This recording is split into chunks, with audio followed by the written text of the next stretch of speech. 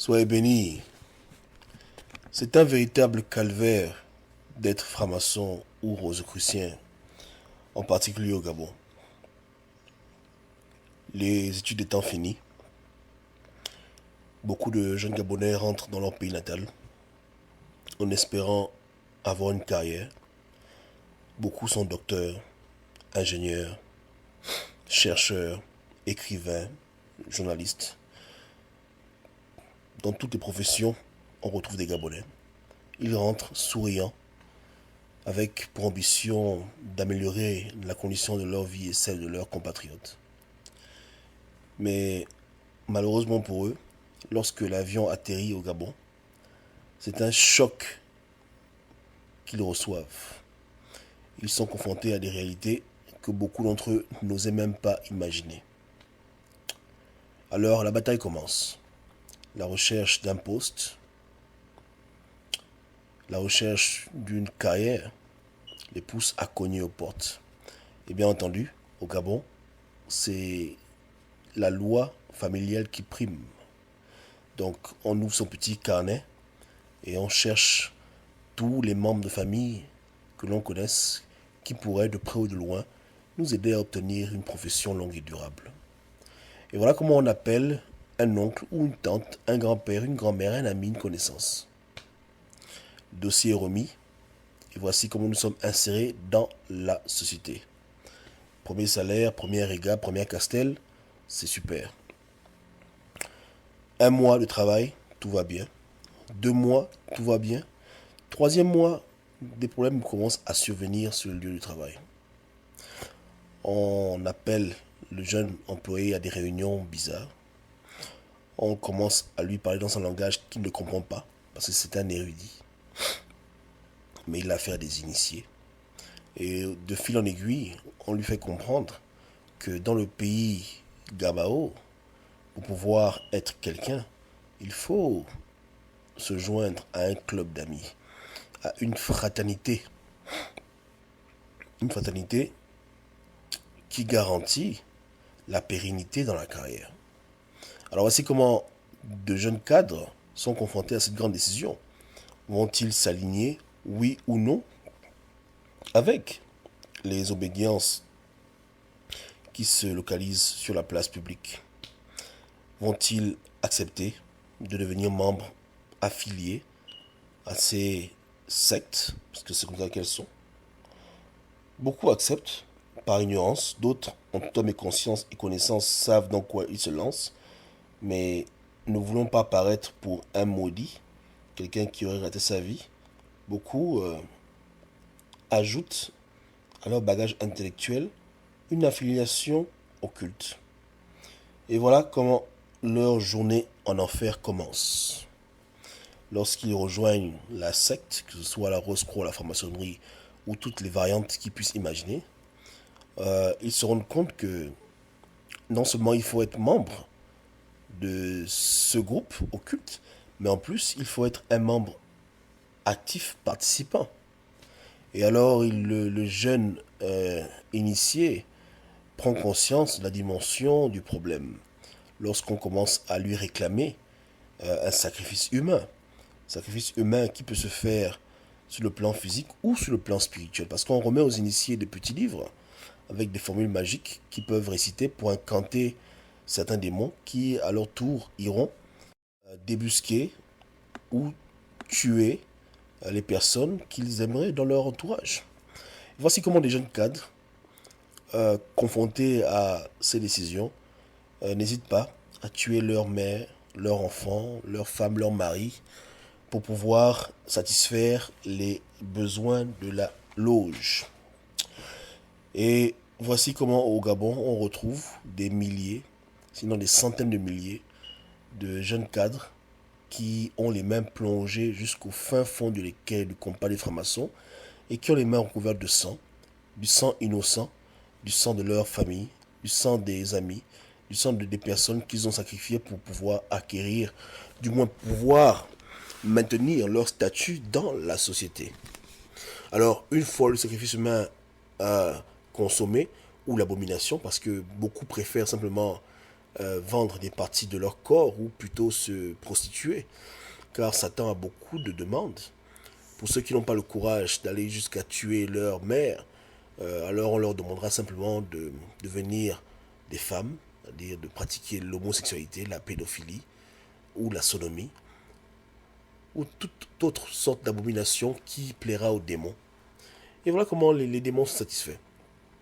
Maintenant, Satan étant un grand manipulateur, pour qu'il y ait de l'ordre dans son royaume, alors euh, les échelons ne se gravissent pas par la compétence, mais par le degré d'abomination. Par exemple, s'il y a un poste de directeur, celui qui a la prétention de vouloir l'obtenir devra fournir plus de sacrifices humains ou faire plus d'abominations pour l'obtenir, afin que lorsqu'il obtient cette place, personne ne puisse l'envier. Donc Satan a réglé le problème de l'envie entre ses enfants. Si tu vois un monsieur qui est directeur général d'une très grande compagnie, écoute, tu vas pas l'envier. Tu sais que pour avoir ce poste, il a dû faire ça, ça, ça, ça et ça. Donc automatiquement, ça fait que si tu veux être comme lui ou plus que lui, tu dois faire ça, ça, ça, ça, ça, ça et ça, plus d'autres choses que lui n'a pas pu faire.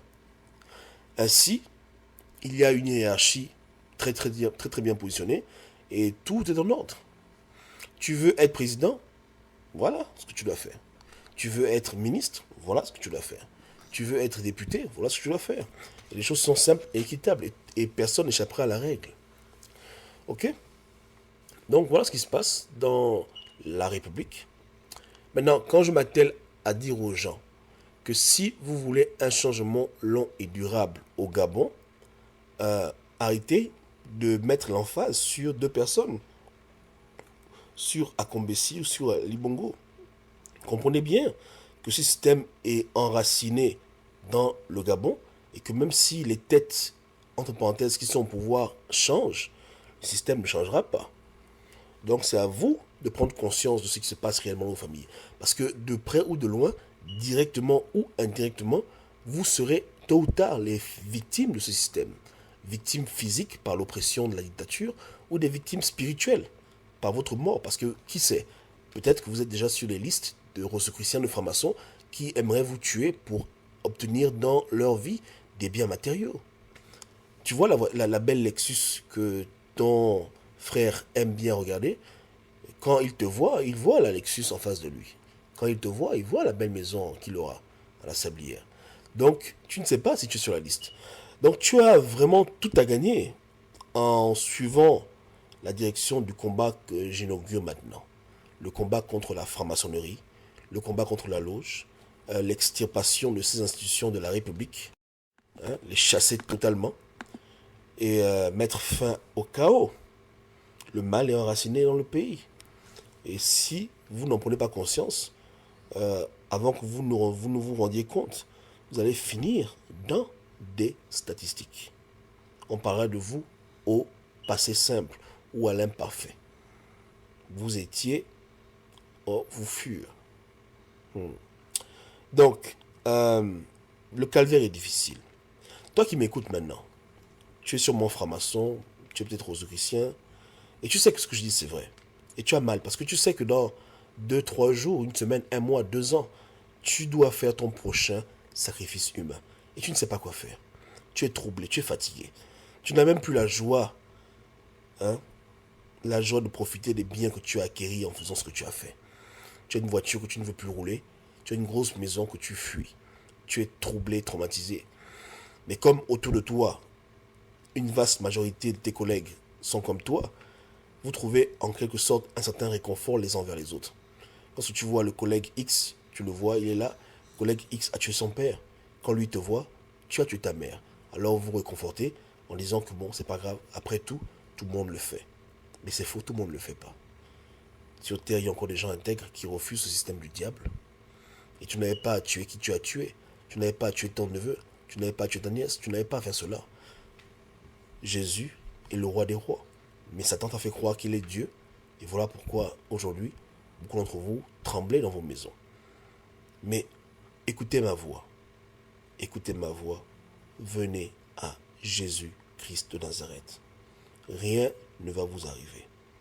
Renoncez à la loge, renoncez à la franc-maçonnerie, renoncez à l'occultisme, renoncez à la sorcellerie. Venez à Dieu, personne ne touchera un seul de vos cheveux. Ainsi parle l'Éternel. Il est grand temps que l'Afrique puisse être complètement délivrée des puissances occultes qui lui ont fait déjà tant de mal. Tant de mal.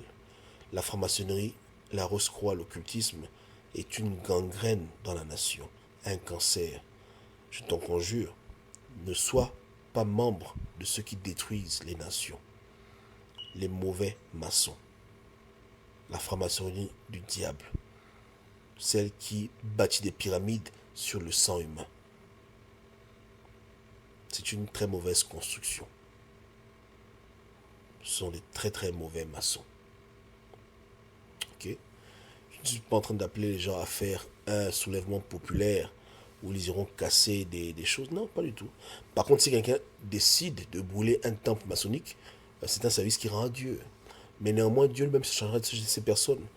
Mais le Seigneur désire que vous preniez conscience du véritable problème et que vous veniez à lui, en esprit et en vérité. Soyez bénis abondamment. Que Dieu vous garde.